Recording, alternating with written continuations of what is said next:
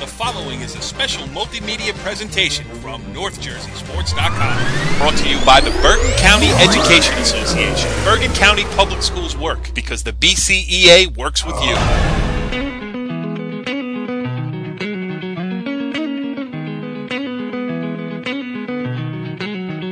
This is In the Spotlight, NorthJerseySports.com's original multimedia series where we pick a subject and go in depth. And because the 2014 Bergen County Jamboree is, as we tape this, about 16 hours from starting, we're going to bring on a special guest here. I am Cory Doviak, and I am happy to welcome into the spotlight Teaneck head coach Jerome Smart. Coach, thanks for joining us here. Anytime, Cory. Well, I think it's a great time to get you a little one-on-one. You are the three-time defending champion of this Bergen County Jamboree, so why not kick it off right with a little conversation about it? And, you know, it is funny now, 3 years into this, you haven't lost a game in the Bergen County Jamboree, so obviously you're doing something right. How about this year? How do you feel going in? Well, we feel very confident going in. We're starting to play at some of our best basketball right now, and we've been able to stretch out our bench a little bit and, you know, to prevent having issues if we get foul trouble and things of that nature. So let's see how it goes moving forward. Well, the Siege just announced the other night, when I was doing the pre-show, and even when I talked to you, I covered you the other night against Otapan, and I was saying, I told some of your kids, I thought you'd be the number one seed. Undefeated against Bergen County competition this year. Your only two losses of the season, one to Roselle Catholic, one to Eastside, both close games. Those are the only two teams in the last 2 years who have, New Jersey teams, I should say, that have beaten St. Anthony. So I thought your resume spoke for itself. You got the number two. Don Bosco Prep is the number one. How do you feel about that? Does it matter to you? There's two sides to it, and one side is that I know Don Bosco had a chance to be the number one seed because they hadn't lost, and, you know, there's always a Catholic school craze, and they have, you know, a great history here in Bergen County and respect amongst the people who are doing the voting and doing the brackets and things of that nature, but right. On the other side, I feel a little disrespected. I think that our body of work speaks for itself. My 3 years prior to this year as well as this year. Again, when I first got to the job, nobody knew most of the kids we had. We did what we had to do. And then the 2 years that people knew some of our players, they did what we had to do. We started all over this year. Nobody knew what we had, and we're doing the same thing. So I think the body of work should have spoken for what's going on with our program. I mean, in those 3.5 years, we're 101-10. We've only lost two games in Bergen County in the last 3+ years, and you know, and neither one of those games. We had our full squad. One game we lost, we didn't have Neville Fincher. And last year we didn't have Joel Hernandez. So we were able to, you know, rectify both of those cases when we played again. So I don't know what else we had to do to justify our standing in the county, but they made a decision. And the best thing about it all is that you can't win it based on paper and people doing voting. You have to actually beat us. Yep. And, you know, if nothing else, we will play with the heart of a champion and we'll defend our title valiantly. So it won't be easy for anybody to beat us this year. Yeah, I don't think anybody's expecting that. And in that response that you just gave brought up a lot of the things that I want to talk about tonight. And I guess because you brought it up, you used the words parochial craze. Now, you've been on both sides of it. It was a little different when you were at Patterson Catholic. I mean, I think it's even been turned up a notch now. What does this mean for high school basketball? I mean, when you look at this, the way transfers are moving around the state, forget the state. the way transfers are moving around the world. I mean, it seems like Bergen Catholic had a English soccer style successful transfer window in January. What does this all mean for high school hoops, especially public school high school hoops? I mean, you've been on the other side. Now you're competing with the parochials for players. You're trying to keep yours home. I bet you there's a lot of people knocking on the doors in Teaneck. Well, it's pretty strange. I mean, we can't. I mean, Catholic school, parochial schools, that's what it is. That's the option they have. You don't have to live in the town, and they got forms you can sign when you come from Italy or you come from Spain, and that makes you legal. You know, just to tell you something, I don't know if not many people know. I had a 6'7" kid who just transferred into my building last week, who beat the deadline. We pleaded to the state to make sure that he was, eligible to play, and they said he got to sit 30 days. Right. I'm saying to myself, you got a kid who came from the Dominican Republic, went to prep school in West Virginia, eligible to play at St. Pat's. You got a kid that was in Brooklyn, went to Shabazz in Newark, left, played, a week later at Eastside. You got, I'm saying, like, you got a kid coming from Italy, he plays, and then we got a kid who parents aren't together.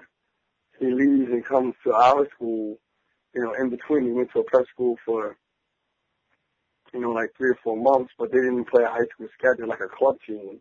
Right. And he's not eligible. And I'm like, how is that? And they were trying to explain to me about, if he came straight from his mother's house or whatever. And I'm just sitting there like, I got to play against people from Italy. I got to play in Italian on Monday. But my kid, who's from Harlem, New York, who transfers over here with his biological father from his biological mother, is not eligible. Then he's got to sit 30 days. You got kids coming from the Dominican Republic not sitting at all playing. It's just, I don't know. It's frustrating. I don't understand why, for whatever reason, it's a double standard. Yeah. I don't understand. And I guess it's who you know or how you word it or how you write it up or, how you know how to circumvent the rules or whatever. But we were on the up and up at Teaneck High School. Look, the kid just transferred in with his father. I didn't know the kid was coming. I wasn't recruiting the kid. The kid showed up on my doorstep. Right. And we applied for, for him to be instated, and he said it's 30 days. And that's cool because he'll play in the county semifinal if we're available then. But it's not fair to the kid because he's a senior. Right. And how does he get recruited or whatever. I mean, it's just, I don't understand it. Catholic schools and the schools that have transfers, there's schools who have different lineups. If you look at the lineup at St. Pat's now compared to the beginning of the year, and, other schools compared to the beginning of the year, there's no problem. Look at Rosedale Catholic last year. Right. Their team was good, but not great. Then all of a sudden, boom, you get these transfers, and now they're tremendous. But I'm just trying to get one kid who has a legitimate transfer who moved with his dad, and he can't play. I don't understand it. Yeah, we do, on NorthJerseySports.com, we do the wrestling show here. And earlier on this season, we had the Paramus head wrestling coach on. And if you look around some of the parochial rosters here in wrestling, there's about 8 kids. I could be wrong, maybe 6, maybe 5, maybe 10, that are, born and bred inside the town limits of Paramus who have all left. One of them decided to come back to Paramus to his public school. And about all those kids, the only one who is sitting for 30 days is the one who came back to the public school.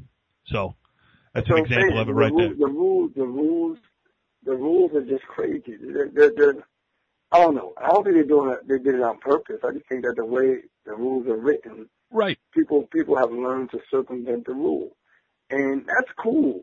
I understand it, and that's what you do for a living. You circumvent rules. And we have to play against you while you circumvent rules, and we're still being pretty successful.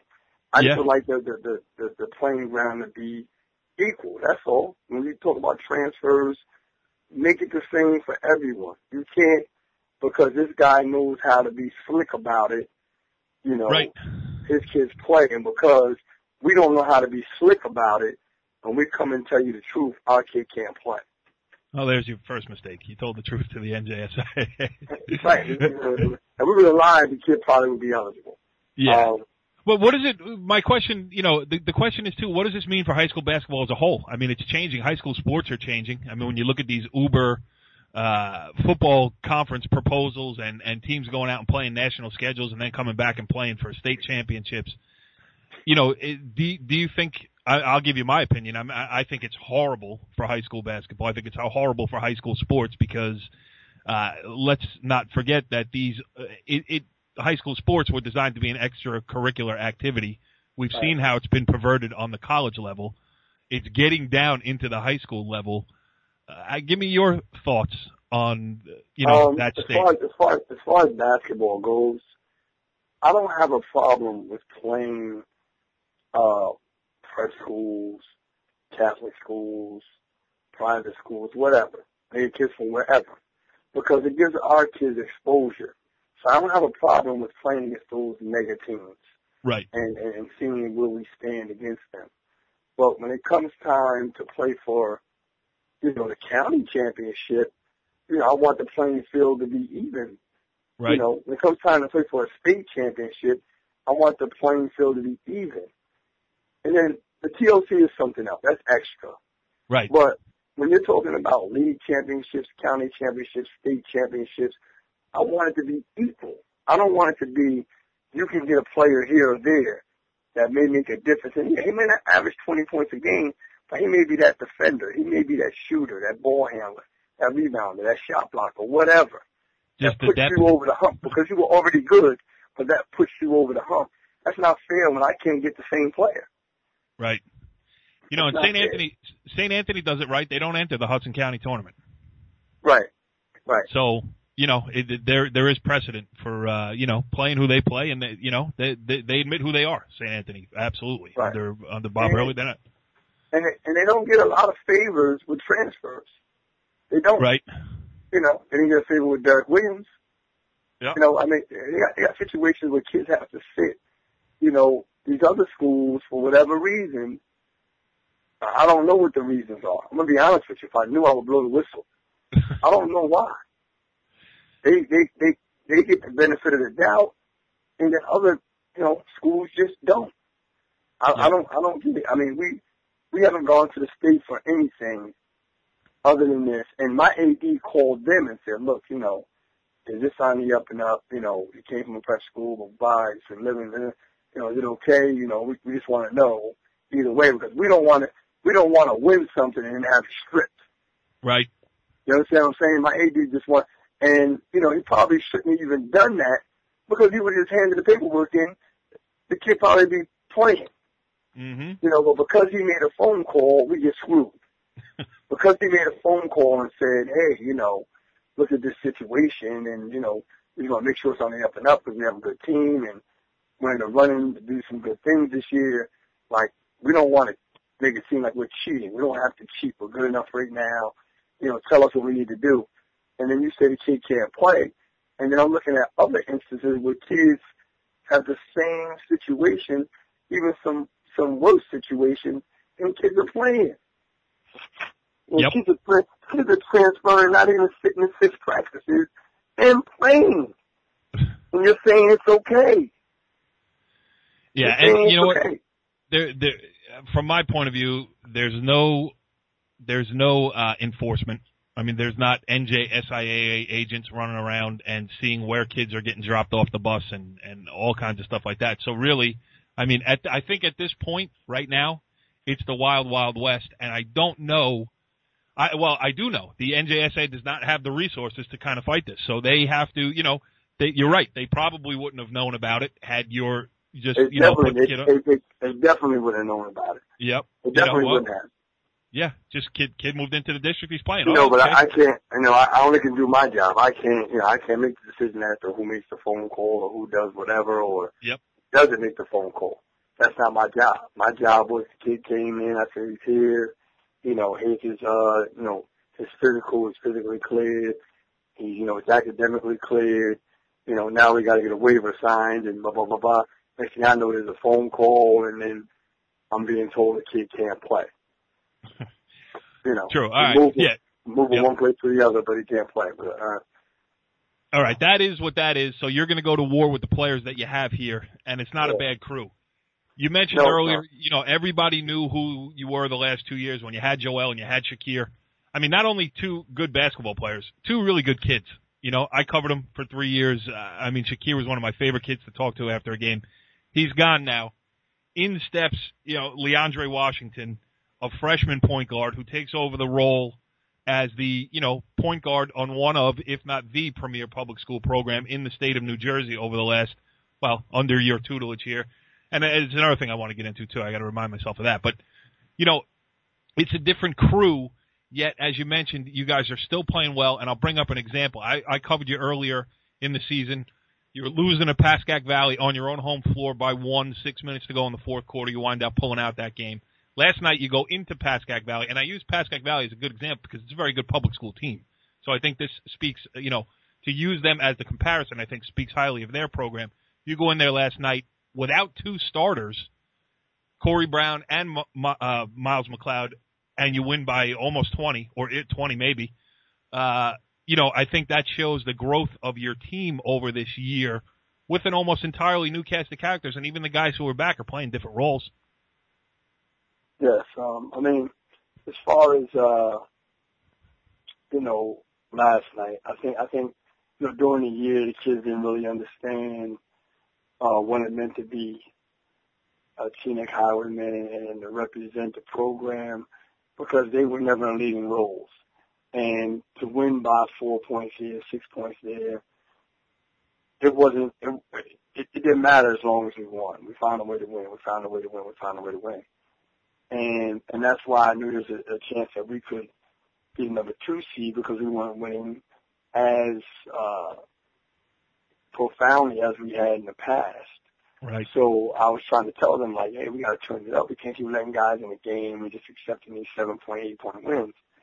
And I think that, I know I was a little disgruntled yesterday, and I think that the kids were too, and they felt disrespected, and I think that's going to carry over into the tournament where, this is not a situation where, we're going into the tournament and we're just trying to win. We're trying to make statements every night when we're in that tournament. Yep. It's going to be statement giving every night because, if we weren't one of the best teams, if we had 5 losses or whatever, I understand it. But to lose to 2 teams that we really didn't have to play, we could have went to a weaker Christmas tournament. We could have taken weaker independent games. But we chose to play the best. We chose to play in the best situation and the toughest competition. And that's supposed to be a situation where it doesn't hurt you. But in this situation, because we got 2 losses out of playing, 5, 6 top teams in the state, we got hurt by it, by going 4-2, 3-2, whatever it was. Yep. We got hurt by it, whereas we could have played weaker teams and just won. Yep. And I'll tell you this, and I'll tell you that the difference between 1 and 2, the seeds this year and the Jambo, it's profound. I mean, if you look at the first round, you guys obviously have the first round bye, so you'll get to do some scouting tomorrow when the tournament gets underway. But in the round of 16, you got the winner of St. Mary against Cliffside Park. St. Mary with the kid Sean Baycoat, who's an outstanding player, and a team that went to the Final Four last year of the Jambo. They would be your second round opponent, your first game. Now, if they win, if you win that game, and at the top of the bracket, whatever happens, it's Cresskill-Englewood. If Englewood wins there, I mean, Teaneck-Englewood's a live dog at a number 7, let's be honest, and you have the added part of it's Englewood-Teaneck, the oldest good rivalry in Bergen County public school basketball history. You get through that, you got Bergen Catholic and the transfer from Italy. You get through that, you might see, Bosco in the final. The difference between 1 and 2 is very different this year. Right, and we don't have a problem with it. I mean, at this point, right, you're going to play. We've accepted it, and we've taken it as a challenge, and we really want to do this and let the record show what it shows. If somebody beats us, then we're going to bow out gracefully. But it's going to take a lot to beat us. Trust me. Yep. Yeah, I agree. So, all right, so give me a little rundown of Leandre Washington. The first time I saw you against Pascack Valley, it was like, yeah, I'm looking for this freshman point guard to just come in and just start dicing up everybody. And he didn't, against the first game when I saw you, he didn't really stand out. Then I saw you against Old Pan the other night, And I realized that it's not that he didn't stand out. He just understands the moment. He knows what's needed. I talked to him after the game. He's a very polished kid. I mean, seems to be unfazed by the job that he's handling here. How are you feeling with a freshman point guard? Leandre's a special kid. He's beyond his years. I mean, he understands that there are games where he's needed to facilitate. Like last night, he took one shot in the first half. And he only took 6 shots in the game. He was 4 for 6. He could have probably had 20 points if he decided to shoot the ball, but who wants to play with a point guard that's going to shoot all the balls up? Right. I mean, he facilitated. He defended the point guard, controlled the tempo of the game, and things of that nature. I mean, he's more of an Isaiah Thomas type of point guard. He's not an Allen Iverson. He's going to go out there. He's going to see what the team needs. If you need me to get 20, then I'm going to go try to get 20. If you need me to just facilitate, make sure everybody scores and everybody's happy and the team is running right like a well-oiled machine, I'll do that. If the well-oiled machine is working and then all of a sudden we catch a flat, I need to turn it up, I'll turn it up. That's just the kind of kid he is, and it's real simple. I mean, sometimes he recognizes it himself. As a young age, sometimes you got to pull him to the side and say, hey, look, we're struggling in this area. I need you to do this, do that. And he's always been receptive. He's very coachable, very self. I've never had the kid suck his teeth at me. I've never had him, roll his eyes or anything that I've said to him. I mean, he's always been coachable and just a good, pleasant kid and a pleasure to coach. And he's going to get stronger physically. I mean, that's all that's lacking is a little bit of strength, and he's going to get that. I mean, he is a freshman, and you can see that he's got some room to grow. He's going to be a real good player in Bergen County for the next 4 years, absolutely. Let me ask you some other things here. This is your 3rd year in Teaneck. You got the roots, 4th, right, sorry, 4th year in Teaneck. You got the roots have grown a little bit deeper now. How deep have you been able to get into the community as far as, getting kids onto the right teams in the summer or whatever, of building up the programs at the lower levels? I mean, I'm sure there was a pipeline in place when you got there under Curtis March, but how have you changed, if you have at all? That's my question to you. But just, you get more comfortable in your role here as, the guy who everybody wants to get to in the pipeline from Teaneck. Well, Teaneck has a youth program in the city. They have an AAU program in the city. Run by one of my players' parents. And I really get involved in what the youth are doing as far as what teams they play for, but I do follow them. I do support them. I go to tournaments, speak to parents. I go to the middle schools. I keep my face in the middle schools so the kids know who I am, so they feel comfortable around me.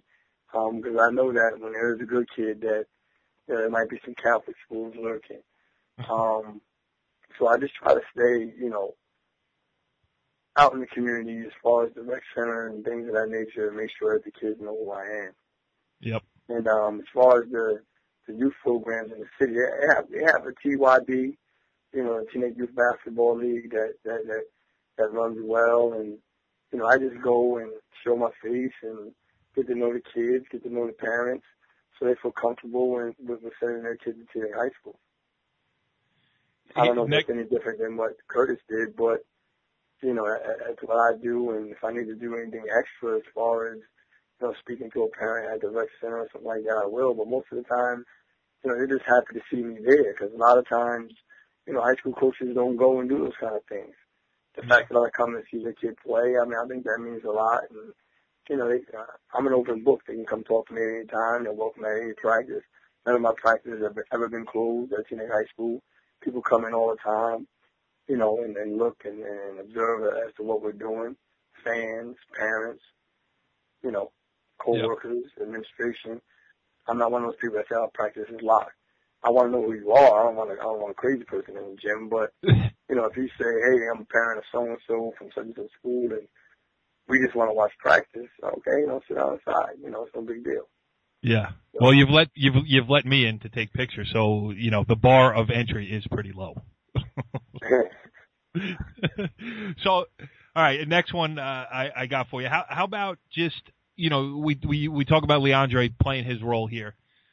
your other kids too. Like you get a transfer like Corey Brown, who's kind of been on a basketball odyssey. He started in Hackensack, was in Garfield, now he's in Teaneck. He comes in, fills a role for you.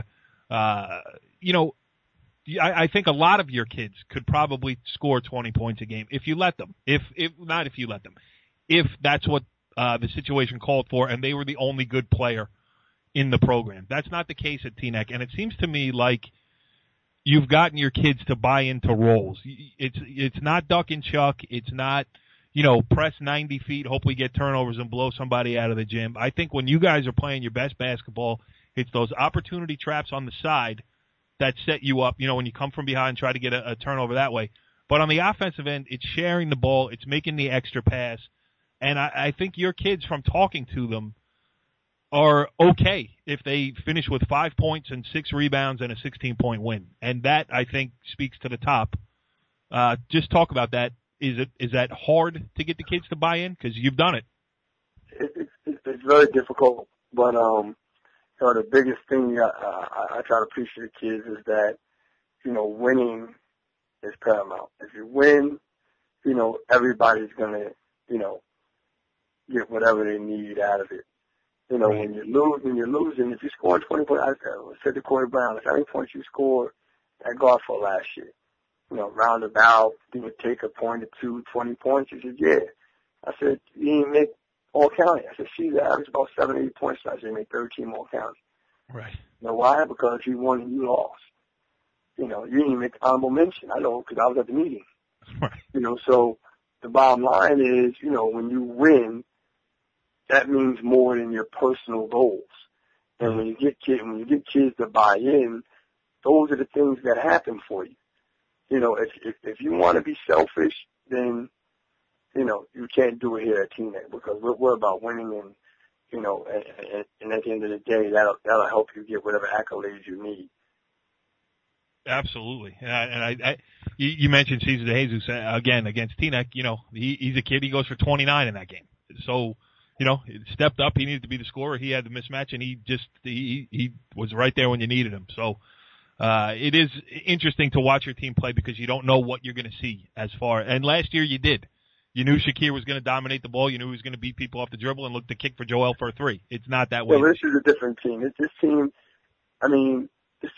reminds me a lot of my first team, where we have a lot of interchangeable parts, and we have a lot of guys that can play different roles, and we have a lot of guys who can, say a lot. 3-4 guys. Right. That at any point can go for 20-plus points a game. LeBron can do it. Miles can do it. Caesar can do it. Corey can do it. DeAndre can do it. MJ has done it. We got 6 guys who scored more than 20 points in a game this year. Right. So when you got 6 guys who have topped the 20-point mark, that makes you more difficult to deal with. Who do you favor your defense towards? Right, and then it sets up a mismatch for somebody else. Right. So that's the premise of our values this year. We have some parts that can do some things, and that's what makes us good. All right, I just looked up at the screen here. We are 30 minutes into this interview, so I knew it was going to go long, and I'm glad it did. I'll give you one more, and then I'll let you get out of here. I think I get the feeling that you're settled in for the long haul at Teaneck. Where do you see this program going over the next 5 years? Have you planned it out that far? Can you think that far ahead? And what are the goals that you've set? Where do you want to be 5 years from now? I know one thing. One team goal I want to have is I want to have a state championship. We got sections, and there's teams and schools in our area who have won sections and got rings. We don't do that at Teaneck High School. You have to win a state championship. And that's one thing that I know that I want to do. And most of the kids who show up now, that's what they want to do, because that's what the ultimate goal is at our school. As far as where the program is going in the future, we just want to stay steady. We want to continue to be a perennial power, public school power in the state of New Jersey, which is not easy, especially when the kids come from Teaneck. They're not coming from all over. And you have to develop them from the bottom up.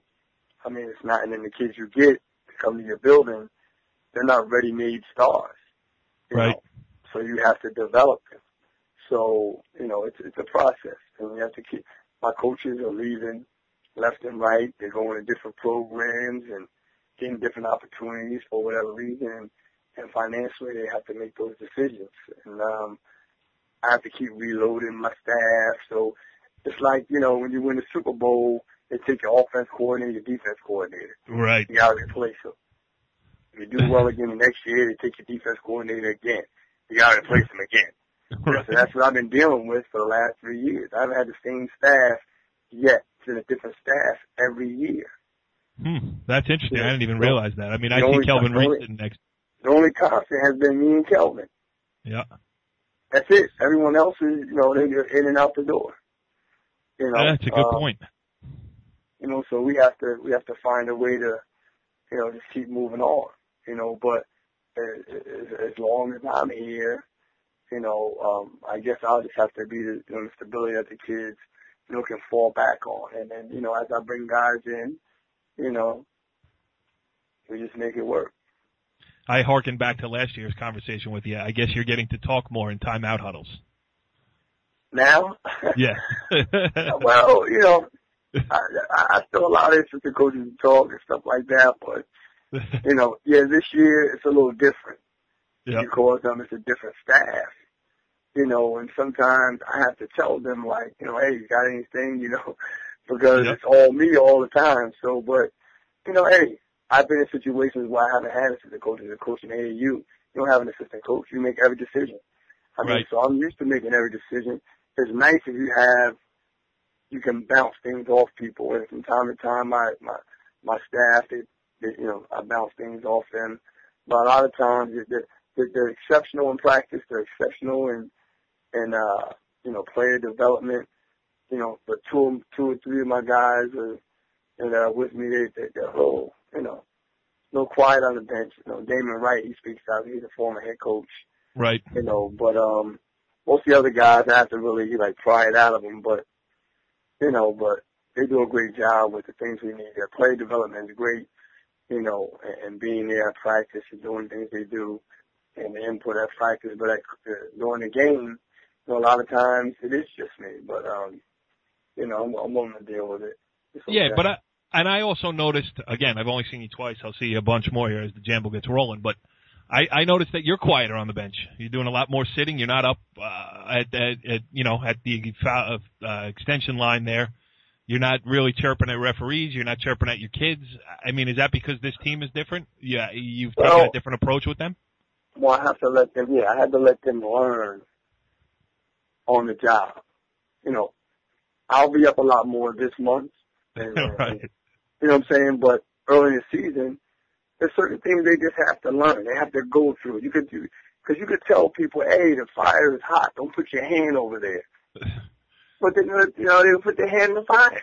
I got kids. I know all about it. Yeah, so it's kind of like, I'm not going to go crazy. We might lose a few games. So what? But we actually did. The only 2 games we lost, we were in both of them. And then we had the East Side game. We were up 8 points on the East Side with 3.5 minutes left. But because we didn't know how to close at that time, we were young, we got overzealous and took bad shots. And Leandre Washington missed a layup at the buzzer that would have won it in overtime, wide open. Mm-hmm. Just blew a wide open layup. So we ended up losing that game in overtime by 2. Where LeBron missed a wide open 3 at the end. So that game could have went either way. Right. And we were winning the whole game right into the end.